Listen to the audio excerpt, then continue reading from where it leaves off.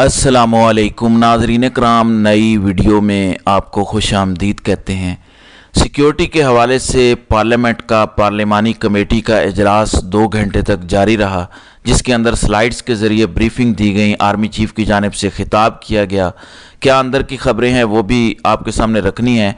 कौन सी अहम शख्सियत अडियाला जेल पहुंची है और इस वक्त नून लीग की चीखें क्यों निकल रही हैं, तमाम ताज़ा तरीन सूरत हाल इस वीडियो में आपके सामने रखते हैं।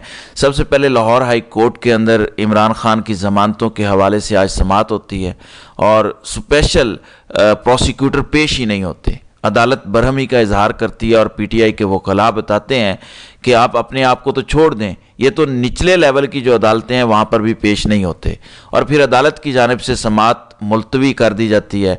अब इस वक्त पाकिस्तान के मीडिया और सोशल मीडिया पे जो सबसे बड़ा इशू है, जिस पे प्रेस कॉन्फ्रेंसेस हो रही हैं धड़ाधड़, और ट्विटर पर भी गुफ्तगू हो रही है कि पीटीआई ने इस नाजुक मोड़ पर इतने अहम इजलास के अंदर शिरकत नहीं की।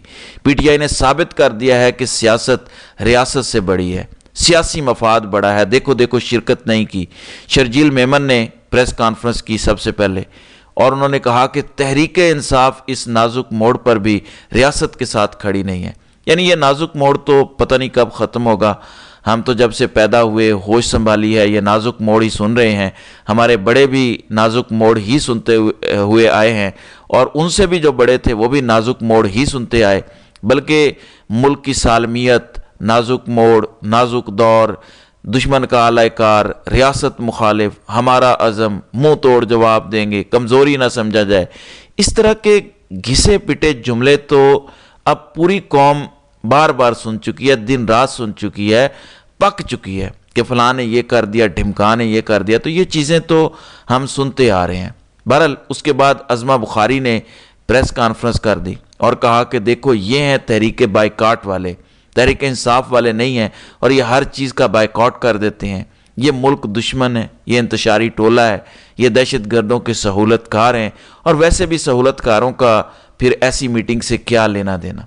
फिर उसके बाद ख्वाजा आसिफ, जिनसे रात को सवाल पूछा था मोहम्मद मालिक ने कि ख्वाजा साहब मुल्क के अंदर कोई एमरजेंसी लग रही है, तो मुल्क का वज़ीर दिफा होते हुए ख्वाजा आसिफ ने कहा कि मुझे तो पता ही नहीं है, हो सकता है लग रही हो सकता है ना लग रही हो। तो ये हाल है इस शख्स का, और वो कहते हैं कि मीटिंग में अदम शिरकत का ऐलान। पीटीआई ने आज इस बात को साबित कर दिया कि इमरान खान अव्वल और आखिर इनकी तरजीह है।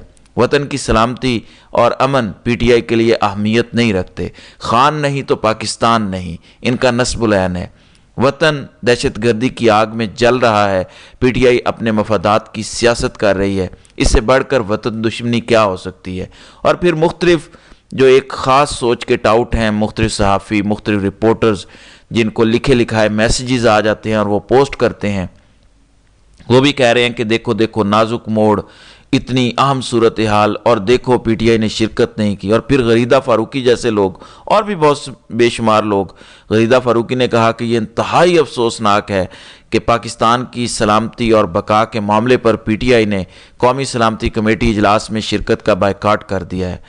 पीटीआई को लाजमी शामिल होना चाहिए था। ये पाकिस्तान का मसला है, किसी एक गिरोह का सियासी मसला नहीं है। सियासत होती रहेगी, सियासी तहफ़्फ़ुज़ात और इख्तलाफात भी चलते रहेंगे, लेकिन पाकिस्तान की खातिर सब खलीज ख़त्म कर देनी चाहिए। इंतहाई अफसोसनाक बात है।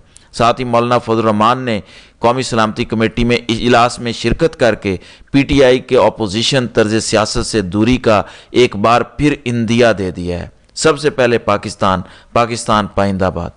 अच्छा, 8 फरवरी 2024 को भी कौमी सलामती का मसला नहीं था जब पूरे पाकिस्तान के 25 करोड़ लोगों का मैंडेट छीन लिया गया। 26 नवंबर को डी चौक पर भी कौमी सलामती का मसला नहीं था जब निहत्थे लोगों पर गोलियां चलाई गई। छोड़ दें, मैंने पिछले व्लॉग में कहा कि बेहतर था कि पीटीआई इसमें शिरकत करती, लेकिन क्या अना और ज़िद इस मुल्क से, इस रियासत से बड़ी है? अगर पीटीआई की सियासत इससे बड़ी है तो क्या किसी की अना बड़ी है? क्या हो जाता अगर कैदी नंबर 804 से मुलाकात करवा दी जाती? ज़िद्दी थी ना। संजगानी वाले दिन जब वो जलसा होने जा रहा था, तो उस वक़्त जब इस्टेब्लिशमेंट को अपनी पड़ी तो फिर सारा कुछ किया गया ना। तो इत्तेफाक राय पैदा हो जाता अगर ये करते। क्या आपको सिर्फ बयानिया चाहिए था कि देखो देखो फ़लाँ ने शिरकत नहीं की? क्या इस मुल्क का अमन آپ کی انا سے بڑا ہے؟ کیا کسی کی انا ملک کی ریاست کے مستقبل سے بڑی ہے؟ تو سب سے پہلے تو اس کا جواب دینا چاہیے۔ اور پھر کہتے ہیں پی ٹی آئی نے شرکت نہیں کی، کیا نواز شریف نے شرکت کی ہے؟ اس کا جواب دیں۔ 3 دفعہ کا وزیر اعظم، کیا نواز شریف کو وہ جو لیئر کا چیئرمین بنایا گیا ہے، پیٹرن اینڈ چیف بنایا گیا ہے لاہور کے ثقافتی ورثے کی بحالی کے لیے، کیا نواز شریف وہ دیواروں کو ترائی لگوا رہا ہے، چونا مروا رہا ہے، سیمنٹ بنوا رہا ہے، سریا ڈلوا رہا ہے؟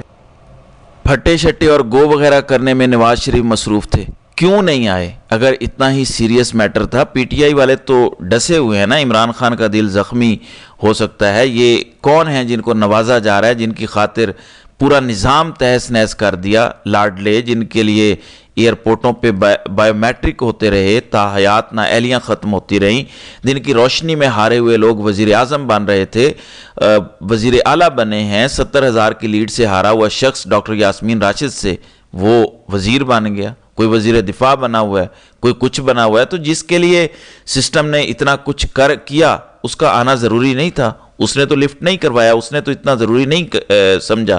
چلیں آپ کہہ لیں پی ٹی آئی والے تو ڈسے ہوئے ہیں، ان کا تو مینڈیٹ چھینا ہوا ہے، وہ تو زخمی ہیں، ان کے تو لیڈر سے آپ نے ملاقات نہیں کروائی، آپ کی انا بڑی تھی۔ لیکن میں نے پہلے بھی کہا کہ یہ ایسا معاملہ ہے کہ جس پر سیاست سے ہٹ کے اتحاد ضروری تھا، لیکن پھر انا جیت گئی، پھر ملاقات نہیں ہونے دی گئی۔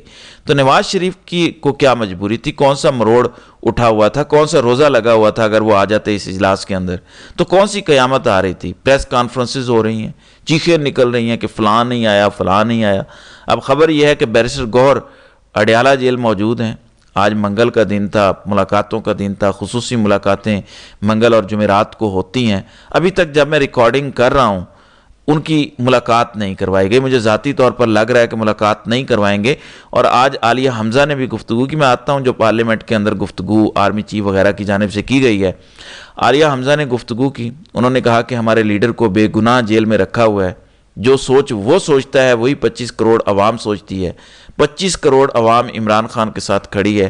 ہمیں یہ آ کر بھاشن دیتے ہیں پی ٹی آئی نے یہ کر دیا۔ پی ٹی آئی واحد جماعت ہے جو دہشت گردی کے خلاف بات کرتی ہے، اس لیے ہمیں یہ سبق اور یہ پہاڑے نہ پڑھائے جائیں۔ پھر جو آرمی چیف کی جانب سے گفتگو خاص طور پر کی گئی اس اجلاس کے اندر، کیونکہ 2 قسطوں کے اندر آپ کہہ لیں یہ اجلاس ہوا جو 2 گھنٹے جاری رہا، اس کے اندر ظہر کا وقت ہوا، نماز ظہر ہوئی اور اس کے بعد دوبارہ اجلاس ہوا۔ اب آرمی چیف نے جو گفتگو کی، جو ذرائع رپورٹ کر رہے ہیں، کہتے ہیں کہ پاکستان میں حالیہ دہشت گردی کی لہر کے پیچھے بھارتی خفیہ ایجنسی را اور دیگر دشمن قوتیں ملوث ہیں۔ بریفنگ میں بتایا گیا کہ خیبر پختونخوا اور بلوچستان میں بدامنی پھیلانے کے لیے دہشت گردوں کو افغانستان سے مدد اور غیر ملکی اسلحہ فراہم کیا جا رہا ہے، جبکہ جعفر ایکسپریس حملہ افغانستان سے آپریٹ ہوا اور بنو حملے میں افغان شہری ملوث تھے۔ یہ آرمی چیف کی جانب سے انکشافات کیے گئے ہیں۔